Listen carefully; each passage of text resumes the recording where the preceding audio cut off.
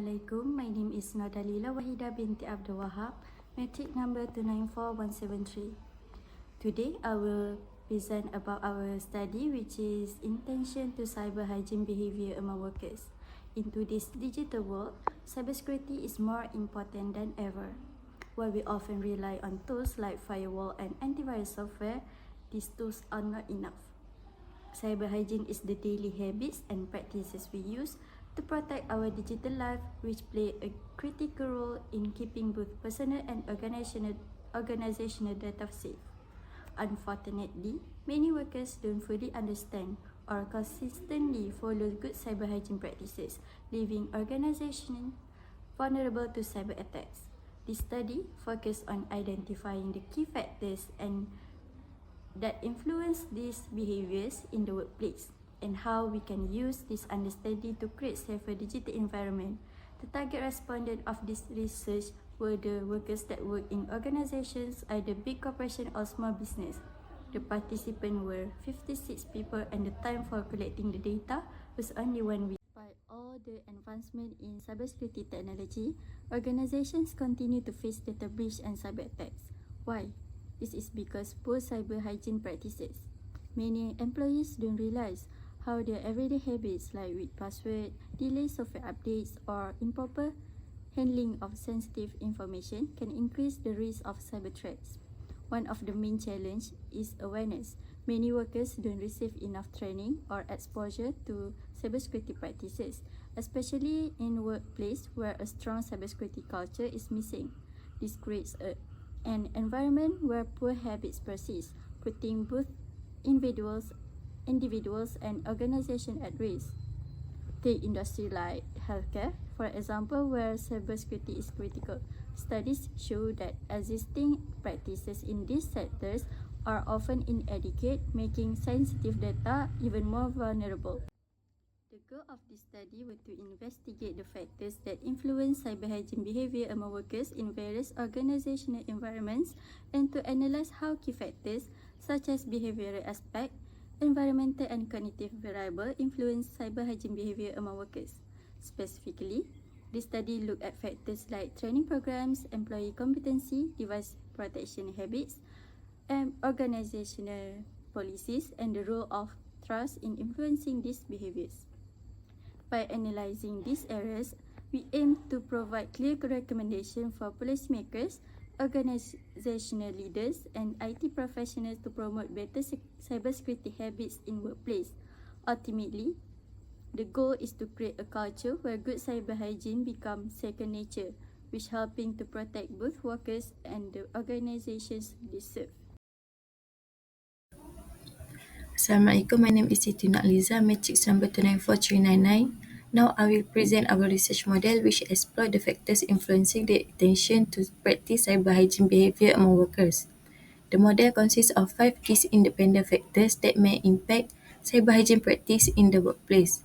First, the training program examines how structured education and awareness initiative positively influence workers' security behavior by reducing negligence and improving compliance with security policy. Second, cybersecurity competency emphasizes the importance of individual knowledge and skills in maintaining proper cyber hygiene. A lack of cybersecurity awareness often leads to unsafe practice, which can mitigate through skill development and continuous learning. Third, device protection covers the implementation of security measures such as data encryption, two-factor authentication, and regular system updates. Fourth, we have insufficient organizational policy, highlights how vague, inconsistent, or poorly enforced policy can negatively impact cyber hygiene behavior by creating confusion and reducing accountability among workers.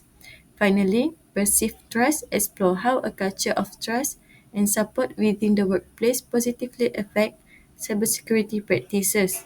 When employees trust their peer and leadership, they are more likely to engage in responsible security behavior.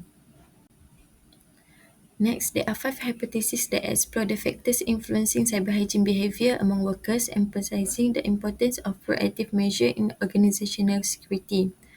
First, training program have a significant positive impact on cyber hygiene behavior by increasing awareness and educating employee on proper cybersecurity practice. Effective security education training and awareness (HETA) program reduce insider threats and negligence, ensuring workers are better equipped to identify risks and follow security protocols. Second, cybersecurity competency plays a vital role in shaping employee behavior. A lack of knowledge often results in unsafe practice, such as weak password, unsecured network access, and mishandling of sensitive data. By enhancing individual cybersecurity skills, organizations empower workers to adopt safer online behavior and minimize security breach. Third, device protection practices such as data encryption, regular software updates, and two-factor authentication are crucial in promoting cyber-safe habits. This measure not only safeguard personal and organizational data, but also raise awareness about cybersecurity threats, encouraging employees to adopt consistent protective action in their daily routine. Insufficient or poorly enforced organizational policy can significantly undermine cyber hygiene efforts. When security policies are vague, inconsistent, or poorly communicated, employees may feel confused about their responsibilities, leading to gaps in cybersecurity practice. Well-defined policies supported by regular training and accountability measures are essential for maintaining a secure work environment. Last, we have perceived trust within an organization foster stronger cyber hygiene behavior. When employees feel supported and trust their peers and leadership, they are more likely to engage in responsible cybersecurity practices. A culture of trust encourages collaboration, accountability, and shared responsibility for safeguarding organizational data. Assalamualaikum. My name is Nur Alani Fatini and my metric is 294206. Now I'm going to continue about methodology. For the data collection method, a structured questionnaire created using Google Forms serves as the main instrument for gathering the required data. We distribute a survey link via WhatsApp to different kinds of people. To make the questionnaire more simple for respondents to fully understand and complete, it includes a brief introduction and explanation for each section. The questionnaire includes multiple choice and linked item skills to determine participants' understanding of factors influencing cyber hygiene behavior. The respondents complete survey in around 5 to 10 minutes in order to provide an enough number of samples. The data collection period lasts for 2 weeks. 56 responses in all were gathered for analysis. The questionnaire was structured into 8 sections. The first section included filtering questions to identify whether respondents were currently employed in an organization or not. If the respondents were currently employed in an organization, they can continue to the next section, while the respondents that are not currently in an organization will go to the submit page.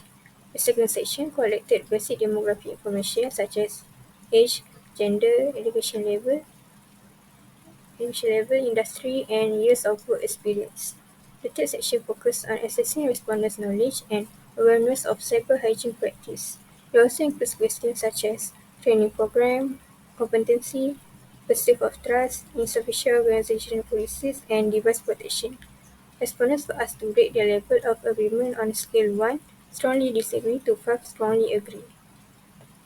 For data analysis, a pilot test was conducted during the data collection phase over a 1-week period. The pilot test's goal was to collect response from roughly 30 people or 60% from the targeted sample size for the main research study in order to verify the survey instrument and provide initial thoughts. For statistical analysis, the data from the online survey were coded and transferred into SPSS. The reliability testing was conducted to identify if there are any items that need to be removed to increase the Cronbach alpha value and ensure the internal consistency of the questionnaire. From this reliability testing, we can see that the highest value of the Cronbach alpha for this research were the training program and cybersecurity competency construct with 0.832 and 0.814. Insufficient organizational policies did not have a good value of Cronbach alpha, which is only 0.496. Data were continued to collected for 50 respondents more. Assalamualaikum. So now I'll be talking about the results. So for hypothesis 1, training program positively impacts cyber hygiene behavior among workers is rejected.